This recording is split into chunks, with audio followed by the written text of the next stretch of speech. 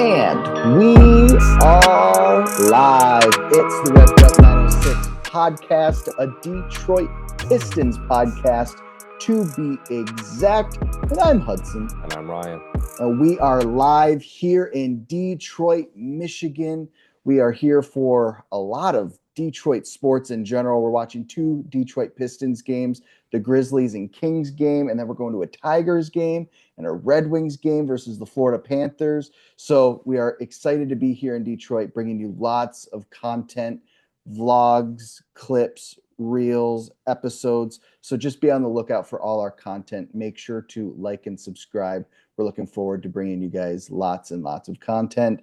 And if you haven't already, make sure to follow us on Instagram. The link to that Instagram is in the description below. Click that link and you can be on the lookout for our reels, debate topics, hot takes, a lot going down on Instagram. So make sure to go follow us and be out on the lookout for our vlogs, who we'll be posting in the next week. Looking forward to that. We're going all around Detroit, making sure we're vlogging it all. So you guys can see everything we did while we are here in Detroit.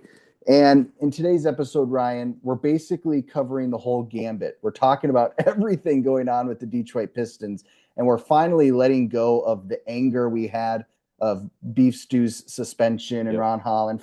Let's let it go. It's in the past. He makes his return against the Grizzlies, so we're looking forward to that. But we're going to be talking about the return of Cade Cunningham after missing 6 games due to a calf injury. The Pistons clenching the 6th spot, for sure the 6th spot in the playoffs this year. We're going to talk about, hopefully soon, the return of Jaden Ivey after his broken fibula. We're getting closer and closer to that return, and I know we're anxiously waiting for that return. And then we're going to talk about our predictions for the last 5 games of the season. It is an absolute gauntlet of the last 5 games. So we're going to be talking about those topics in today's episode. So just make sure to comment below. If you ever have any comments, questions, or concerns, make sure to comment below. We'd love to know what you guys have to say. Let's get into today's episode. We're going to start off by talking about the Pistons clenching the playoff position. Right now, they're in the 5th seed with the Bucks 1 game behind in the 6th seed, and the Pacers 3 games ahead of the Pistons with the 4th spot. And the Pistons whomped the Toronto Raptors 117-105. Really, that game wasn't in question. It was more if the Pistons were going to beat themselves or not.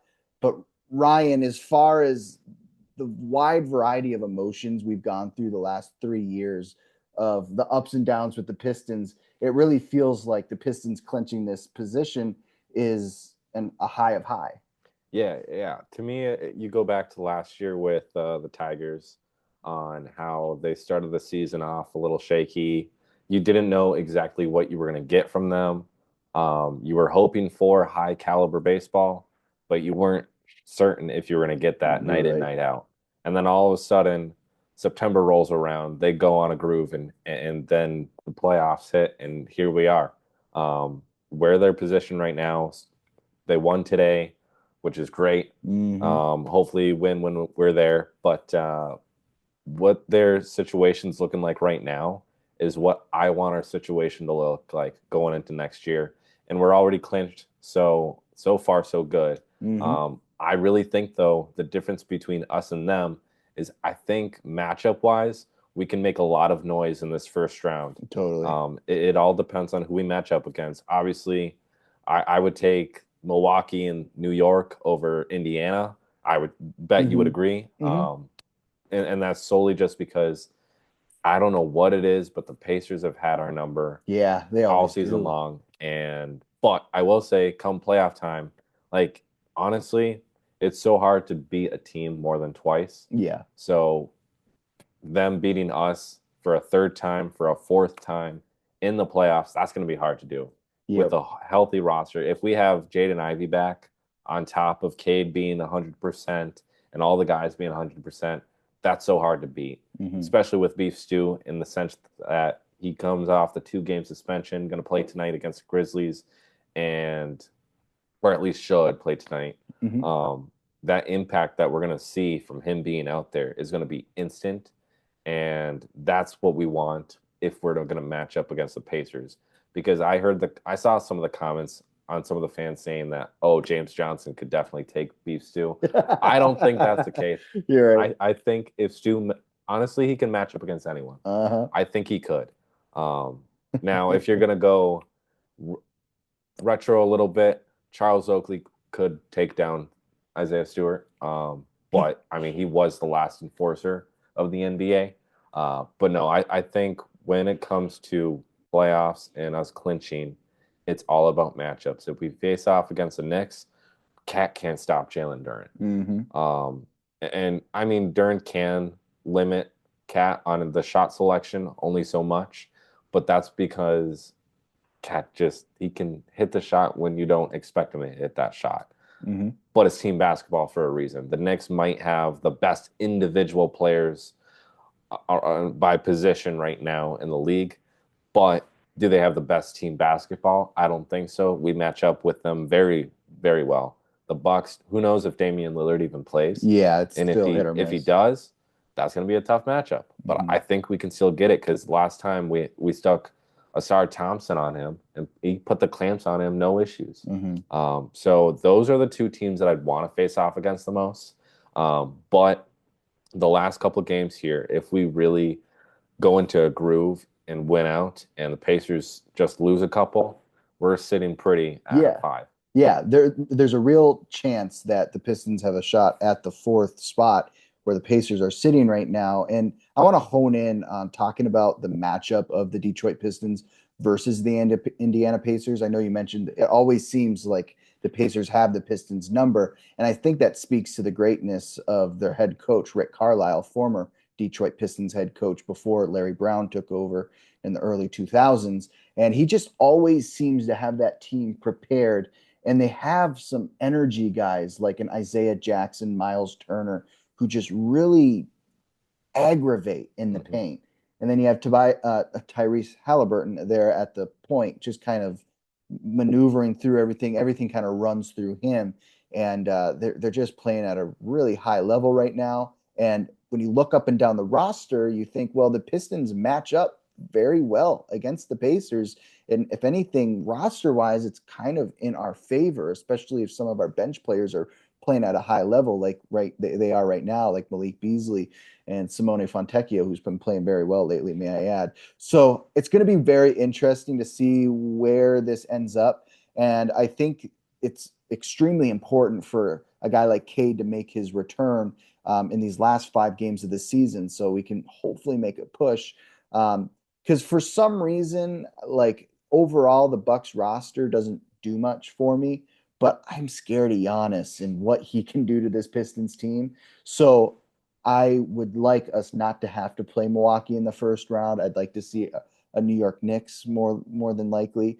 But obviously, we want to kind of wait to hopefully win a playoff series before we have to play, Boston or Cleveland, who those teams are just rolling right now. Chemistry at an all-time high. So I love this time of the year talking about possible playoff matchups. And it's just fun to have conversations about this. This is the first time we've had an opportunity while doing the podcast to be able to talk about, what are these playoff matchups going to look like? And, the Milwaukee Bucks and Pistons, they always have great matchups. And we're going to get to see them have 2 bouts at the last 2 games of the season. So that's going to kind of possibly be a precursor to what we see in the playoffs. And then we also have one more matchup against the New York Knicks, which is going to prove a lot to us. And I think we're going to have to talk about possible playoff matchups again next week after we see some of these matchups, because it's going to prove a lot to us. Right now, there's a lot in question, and we don't really know where to take things. We can kind of just go off of our previous matchups earlier this season. But with all Eastern Conference teams kind of reaching their final form heading into the playoffs, I think we're going to have a lot of fun matchups heading into the end of the regular season. Let's take some time to talk about the return of Cade Cunningham. As of right now, as we head into the matchup of Grizzlies versus Pistons, he is probable to play. If he doesn't end up playing, we'll find that out by the time this episode comes out. Hopefully we'll see a return against the Sacramento Kings. And Ryan, shows so evident in times where Cade's not playing of how much this Pistons roster needs him to really compete at an all-time level. We know that we can beat the Toronto Raptors, we can beat some of the lower level teams without Cade, but when you're going up against a tough Grizzlies team, a stout Sacramento Kings, you really want Cade at the helm because that's when the Pistons are in their final form. And I think we've seen the last week of the absence of Cade and what he really means to this team. Yeah, when you go back the other night there, when who were we playing? Um, Timberwolves there. Mm-hmm. And honestly, not just the Timberwolves, but the Thunder. The Thunder was the proving point for us Yep. needing Cade. You look at that game, we're shorthanded. We don't have all the guys. Stu is still out. Ron Holland and Co are still out. And it just, we looked like we shouldn't have been there. Mm-hmm. And that's strictly just because Cade wasn't out there. We were missing a lot of guys, and health matters. It doesn't matter who the player is, as long as they have an impact on this team, in whatever size it may be, it shows. Not having Cade out there is like a massive blow, but not just having Cade out there, not having Stu out there is a massive blow because honestly, when you go back to this offseason, JV Bickerstaff wanted to establish creating a culture. Yep. Trajan Langdon, same thing. And they what they really wanted to do was bring back Detroit Pistons basketball as the number one, but bring back going to work Pistons, bring back bad boy Pistons, bring back all of those teams and throw it together and create something special there. And Beef Stew shows a lot of the bad boy side. Ron Holland can show a lot of the bad boy side. And then honestly, the rest of them can really show a lot of the going to work Pistons. Malik Beasley, Tobias Harris, Tim Hardaway Jr., all three of them, the way they play and their style of play, granted, yes, it's much different now because the three-point shot has evolved. It's a completely different game now, more so than ever. But those three, just the vibe they give off is going to work Pistons. Stu gives off bad boys. Cade is just Cade. He's just in his own little world. Own era. I mean, you could say he gives off Grant Hill energy, right? But no, there's every single player on this team is like you pick and prodded like every single Detroit Pistons team in history and just threw them all together. And then just the storyline of having the coach that has never stuck anywhere and all of a sudden comes in and brings a team from 14 wins to 42 wins in one season. Like, and we still have games to play. Like, that's impressive to me. But yeah, Cade is a massive centerpiece for this team. You pull him out, we struggle. You put him in, it's like you can't beat us, honestly. Because what's the song? I don't know. You don't know? What are you talking about? Wow. Okay. The Pistons won again. Oh yeah, the Pistons won again. It took you a minute. Yeah. But no, Cade is a massive piece of this team. Totally. If you take him out, and then honestly, Jaden Ivey is going untalked about with this too, because even I know he hasn't been there for some time, but if you go back to when we originally had him and the chemistry and the camaraderie that was taking place right before us, it showed. Yeah, like totally. we missed him early on. Cade just blew up when Ivey went out. But I think when Ivey comes back in, that takes even more of a load off Cade. And because of that, Cade can actually make a bigger impact like he did in the beginning. But Cade needs to be out there. Otherwise, I don't know how much longer this team can keep pushing and pushing and pushing because they're doing a lot of the heavy lifting, being Tim Hardaway Jr., Tobias Harris, and then Beasley.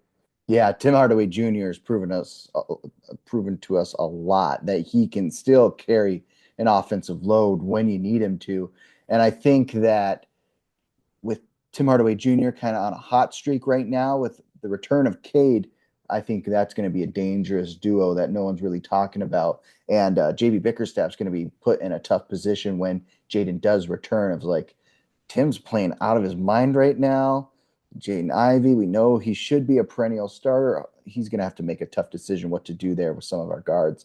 And I can't wait for Cade to return because of his dynamic with Jalen Duren Jalen Duren's been fighting his tail off in the paint, and I can't wait for Cade to just kind of be able to come back and just start feeding him in the paint like we see from time to time, getting it out, get out in transition and throwing it up to Duren when he needs to, and so I'm excited to just have that kind of complementary basketball come back because Dennis Schroeder can only do so much.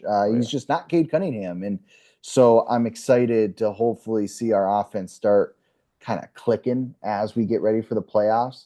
I think Cade returning for the next 5 games is crucial for him to be back in his position of, okay, I'm leading the team. Offense is moving through me. I just want him to get comfortable. I mean, missing 6 games doesn't seem like a whole lot, but that's 2 weeks of basketball that you're not full go, and you're just kind of getting your shots up every day and shoot around and trying to go full speed. And so I just want him to get used to the speed again of the NBA.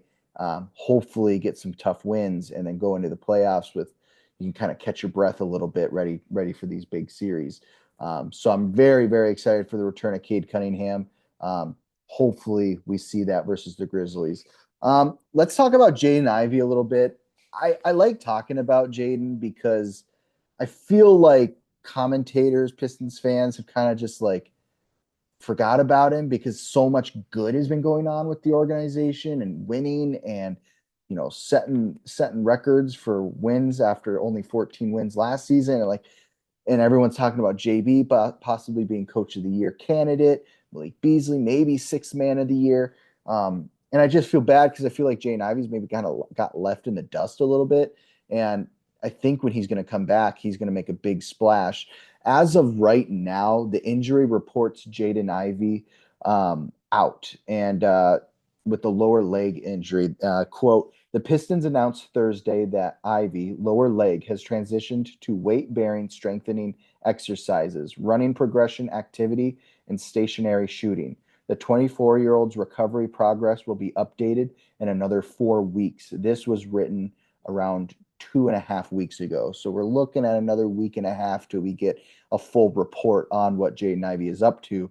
But knowing that he's been full weight on the leg for the last 2 weeks is great to know because we know that half of Jaden Ivey's skill set is that explosiveness and being a rim runner, getting out in transition, really keeping the pace of the Pistons offense very fast.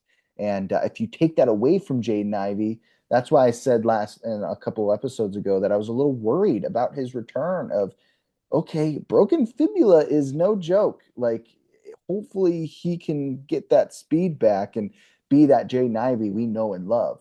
And I think that with Jaden Ivey's return coming at the perfect time, he should be ready to go and really make a push in the playoffs.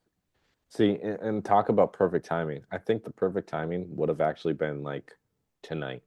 Yeah. Just coming in tonight, having not just right now, but how many games are left after today? You got what? 4 after today. 4 after today. So last 5 games, like we were talking about, should have been the perfect timing. Because now it's do you rush him back and throw him in against the Kings, the Knicks, and the Bucks, or do you ease in a little bit and give him a couple minutes here or there, nothing spectacular, but then bank on him getting reps in the playoffs? Like that just bugs me a little bit. Yeah. Because you shouldn't be getting eased back in a playoff situation. It should be regular season. That's what it's there for. Yeah. It bugs me because, granted, I will say the last 3 games of the season being the Knicks and the Bucks, those are playoff atmospheres. Oh, totally. It's not just a regular season matchup. It's a playoff matchup. Yeah. Even it's the playoff matchup without being labeled playoff matchup. And so those, I guess, would be perfect situations for Ivey to come back in because he gets high-level basketball right off the bat, not playing a team like Toronto, no offense, that sucks. If he can get his groove back with the Knicks or even the Bucks, then come playoff time when you're playing those teams possibly, then you kind of have your feet under yourself and you're getting back into the cycle that you were once at. But I think the perfect timing would be right now against the Grizzlies. But another week or so until we see if he's able to go. That just bugs me I to the point know. where I don't know if we'll even see him in the first round of the playoffs. Well, and how do you handle a minutes restriction in the playoffs? Do you really want to be tied down to a limit of minutes when, you hope theoretically he's coming off the bench and say Jaden Ivey's rolling and but nope, he can only do 10 minutes a game for these first four, whatever it might be. I just it seems like a weird distraction. It seems like something that's taking away from the strategy of games and I don't know. I just don't. I wish he was back by now. I'm right there with you. But he has to go through the progressions, right? Make sure that his return is actually going to be beneficial for him, not detrimental for the future.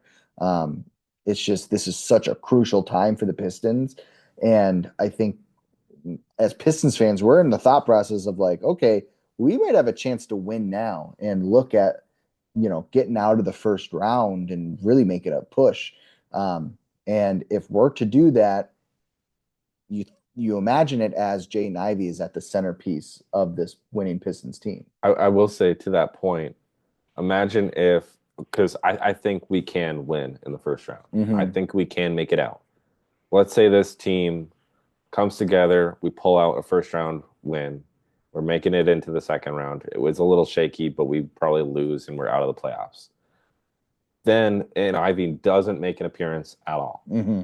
That's a big positive note to think on for next year. Is Hmm. that we won in the first round. We took the team in the second round to a pretty much 7 game series. I'm not saying it's going to be a 7 game series, but we took him pretty deep without Jaden Ivey being healthy. Then to imagine what this team was this year Hmm. and throw Jaden Ivey back into the mix for next year, completely healthy, ready to go, I would be thrilled and ecstatic for next year, given the Right. fact of we just won in the first round of the playoffs after going 14 and whatever, which was terrible. And now you're Hmm. in a position where you're completely healthy with pretty much the same cast, but maybe you add in a couple pieces here and there that we didn't have before. That team goes from this team probably shouldn't have won in the first round to that team's going to win in the first round next year. Yeah. I think if the Pistons are making it to an Eastern Conference Finals, I think Jaden Ivey has to be part of that centerpiece. And I agree. If we're not seeing him in his debut in the first round, um, odds are we're not making it out of the second. He needs to be there, and then that yeah, totally. That gives us something to look forward to the next season because we knew that it was a Jaden Ivey-less Detroit Pistons team, and he kind of gives the Pistons that oomph, Oh yeah. that boost of energy that we just don't have when we don't have Jay and Ivy. So we talked about the Pistons clenching the playoffs. We talked about the injury report and regarding Cade Cunningham and Jaden Ivey. Talked about possible playoff matchups as we gear up for the playoffs. Let's talk about the last 5 games in our predictions. 2 weeks ago, we made our predictions for the last 16 games of the season. And I don't know our exact percentage of what we've done, but we've done pretty good because I know we called the Pistons losing against OKC. I think trying to think of some of the other matchups, but I think we're a couple games off because I had them going like 11 and 5 in the last 16 games. That has not happened.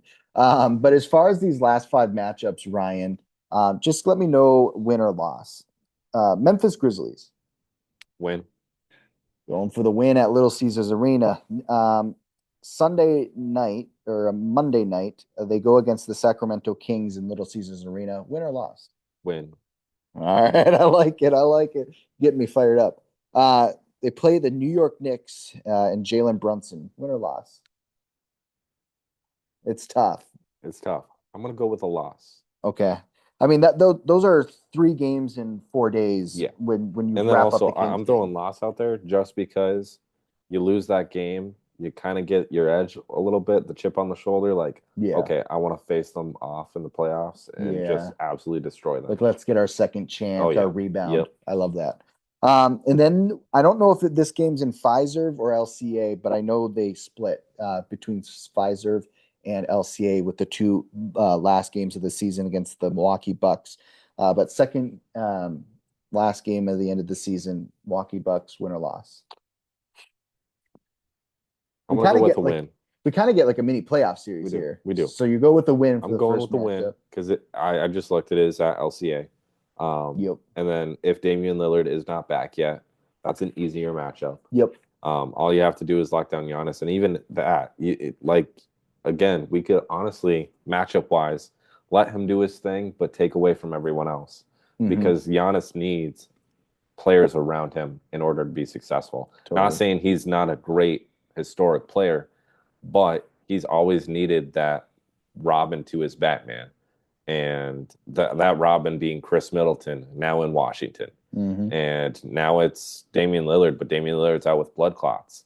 And then without Damian Lillard, who's up? And I would say Brook Lopez, but you can make a case for Kyle Kuzma, I guess, too.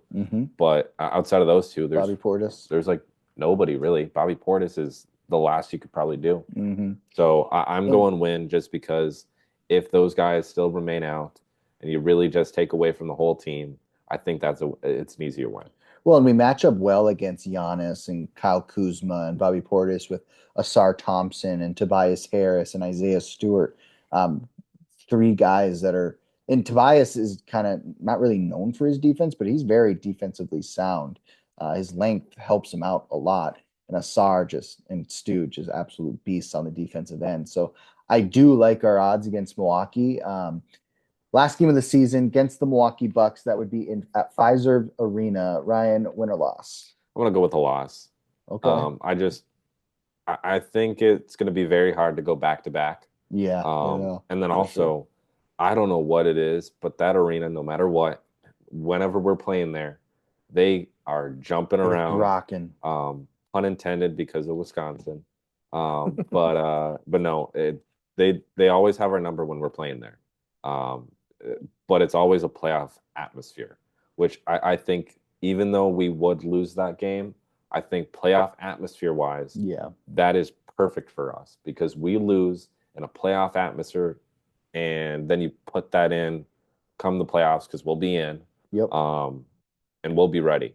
And we'll be ready to go. And I think losing that game and then losing the game against the Knicks will put a little bit of a chip on our shoulder. Totally. And get us pumped and jacked and ready to go for the playoffs. And if the Pistons drop the last game of the season, JB's just going to lean right into them, get the guys fired up. And what I love about this Pistons team is they don't back down and squirrel up about getting yelled at by JB. I love that JB leans into them and they come back full force, ready to go. I absolutely love it.